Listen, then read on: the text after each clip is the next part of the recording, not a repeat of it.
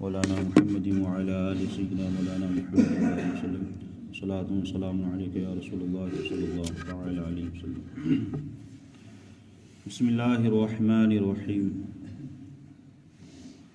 حضرت نوح علیہ السلام نے اللہ تعالیٰ سے ارشاد فرمایا، مولا میں نے تیرے ان بندوں کو ہر طریقے سے سمجھایا، مطلب اعلانیہ بھی کوشش کی، دعوت کی، تنہائی میں بھی سمجھایا، اکیلے بلا لا کے بھی سمجھایا، لیکن یہ لوگ ماننے کو نہیں ہیں۔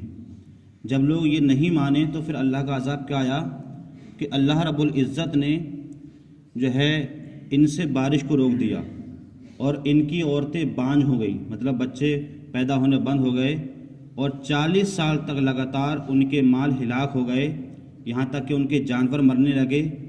اور جب یہ حالات ہو گئے 40 سال تک ان پر عذاب یہ نازل ہوتا رہا، نہ بارش ہو رہی ہے، نہ بچے پیدا ہو رہے ہیں، نہ مال میں برکت ہو رہی ہے، مال ہلاک ہو رہا ہے۔ تو اس کے بعد جب 40 سال گزر گئے، پھر اس کے بعد حضرت نوح علیہ السلام نے ان قوم سے فرمایا، فَقُلْتُ اسْتَغْفِرُوا رَبَّكُمْ إِنَّهُ كَانَ غَفَّارًا، تو میں نے کہا اپنے رب سے معافی مانگو، مطلب میں نے ان بندوں سے کہا کہ تم پر اللہ کا یہ عذاب نازل ہو رہا، 40 سال ہو گئے، تو اب تمہارے لیے یہی ایک مطلب رہ گئی ہے چیز کہ تم اپنے رب سے معافی مانگو، انہو کان غفارا، وہ بڑا معاف کرنے والا ہے۔ مطلب رب کی ذات یہ ہے کہ اگر انسان کتنا بھی بڑا گناہ کرے، لیکن اگر وہ سچی دل سے توبہ کر لے تو میرا رب اتنا رحیم ہے، اتنا کریم ہے، وہ اپنے بندوں کو معاف فرما دیتا ہے۔ مطلب یہ کہا، اور اس کے بعد اللہ رب العزت نے ارشاد فرمایا کہ اگر تم ایمان لے آؤ گے تو پھر اللہ تعالیٰ کیا کرے گا، یرسل السماء علیکم مدرارا، کہ تم پر شراٹے کا میوں بھیجے گا۔ شراٹے کا مطلب لگاتار بارش ہوگی، کیونکہ 40 سال تک بارش نہیں ہوئی ہے، پر تمہارے پانی بھی نہیں ہے تمہارے پاس، تمہاری کھیتیاں بھی برباد ہو رہی ہیں، تمہاری فصلیں برباد ہو رہی ہیں۔ اگر تم نے اللہ کی بارگاہ میں توبہ استغفار کیا اور تم ایمان لے آئے تو اللہ تعالیٰ تم پر کیا بارش نازل فرمائے گا۔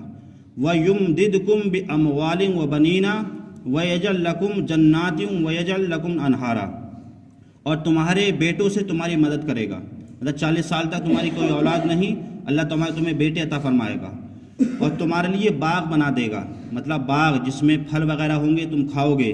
وَيَجْعَلْ لَكُمْ أَنْهَارًا، اور تمہارے لیے نہریں بنا دے گا جس سے تم پانی پیو گے اور اپنی کھیتیوں کو سیراب کرو گے۔ یہ سارا چیز اللہ تعالیٰ تمہارے لیے کر دے گا، شرط یہ ہے کہ تم اللہ تعالیٰ کی بارگاہ میں توبہ استغفار کرو اور اللہ پر ایمان لاؤ۔ مَا لَكُمْ لَا تَرْجُونَ لِلَّهِ وَقَارًا، اور تمہیں کیا ہو گیا کہ اللہ سے عزت حاصل کرنے کی امید نہیں رکھتے۔ مطلب یہ سب کچھ اللہ تعالیٰ تمہارے لیے کرے گا، لیکن تم کون سی قوم ہو، تمہارا دل کتنا پتھر ہو گیا ہے کہ تم اللہ تعالیٰ سے عزت حاصل کرنے کی امید ہی نہیں رکھتے ہو۔ وَقَدْ خَلَقَكُمْ أَطْوَارًا، حالانکہ اس نے تمہیں طرح طرح سے بنایا۔ کس نے؟ رب کریم نے۔ اللہ تعالیٰ نے ہمیں جو پیدا فرمایا ہے وہ کئی پشتوں میں، مطلب پہلے نطفہ تھا، نطفے کے بعد علقہ بنا، علقے کے بعد مدغہ بنا، اور اس کے بعد پوری، جیسے کہ جب ماں کے پیٹ میں رحم جاتا ہے تو ایک نطفہ ہوتا ہے، پھر گوشت کا لوتھڑا پیدا ہوتا ہے، پھر اس میں جان ڈالی جاتی ہے، پھر اس کے اعضا بنتے ہیں، اس کے بعد 9 مہینے کے بعد تم پیدا ہوتے ہو۔ تو اللہ نے تم کو اس طریقے سے پیدا کیا۔ الم تروا کیف خلق اللہ 7 سماوات طباقا، اور یہ نہیں بلکہ کیا تم نے نہیں دیکھے کہ اللہ تعالیٰ نے کیوں کر 7 آسمان ایک پر ایک پیدا کیے، مطلب 7 ایک پر، پھر دوسرا، پھر تیسرا، اس طریقے سے یہ بھی اللہ نے تمہارے لیے پیدا کیے ہیں۔ وَجَعَلَ الْقَمَرَ فِيهِنَّ نُورًا وَجَعَلَ الشَّمْسَ سِرَاجًا، اور ان میں چاند کو روشن کیا، مطلب آسمان پیدا کیا، پھر آسمان میں چاند کو روشن کیا۔ اگر چاند اللہ تعالیٰ نہیں رکھتا تو پوری دنیا کیا ہو جاتی، کالی اور سیاہ ہو جاتی ہے، اس کو کچھ نظر نہیں آتا۔ وَجَعَلَ الشَّمْسَ سِرَاجًا، اور سورج کو چراغ رکھا، مطلب جس سے ہم لوگ جو ہے دھوپ لیتے ہیں، ہمارے کھیتوں کھلیان پروان چڑھتی ہیں۔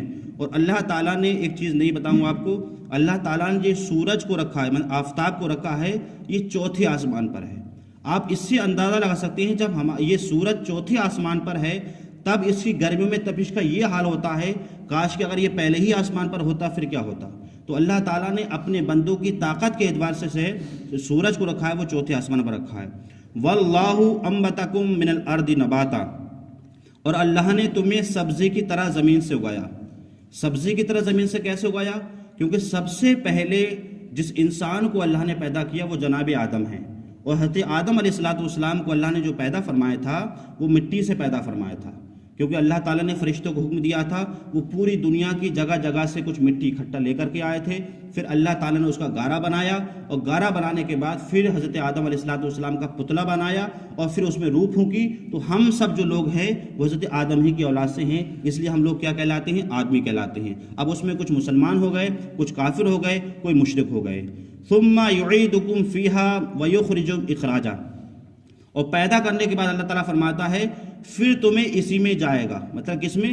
زمین میں۔ تم مرو گے تو تمہیں قبر میں مطلب زمین میں دفن کیا جائے گا، وَيَخْرِجُكُمْ اخراجا، اور دوبارہ اس سے نکالا جائے گا، مطلب جب قیامت قائم ہوگی، جب حساب و کتاب ہوگا، جب تم کو اس سے نکالا جائے گا۔ وَاللَّهُ جَعَلَ لَكُمُ الْأَرْضَ بِسَاطًا، اور اللہ نے تمہارے لیے زمین کو بچھونا بنایا، مطلب جس پہ تم چلتے ہو، اپنی سبزیاں اگاتے ہو، کھیتوں کھلیان کرتے ہو، اس میں نہریں ہیں، یہ سب کس کے لیے ہیں؟ سب تمہارے لیے ہیں۔ اللہ نے سب کچھ اتنا تمہارے لیے پیدا کیا، پھر بھی تم اللہ پر کیا نہیں لا رہے ہو؟ ایمان نہیں لا رہے ہو اور بتوں کو پوجا کر رہے ہو۔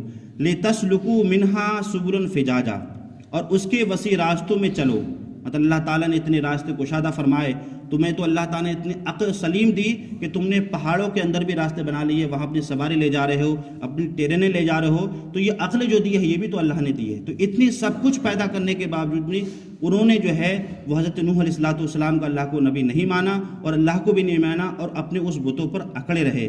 وہ کس طرح کا اکڑے رہے؟ ان کے معبود کون تھے؟ انشاءاللہ کل اس کا بیان ہوگا۔ اللہ تعالیٰ ہمیں اور آپ کو قرآن پاک سمجھنے کی اور اس پر عمل کرنے کی توفیق عطا فرمائے۔ اللہم صلی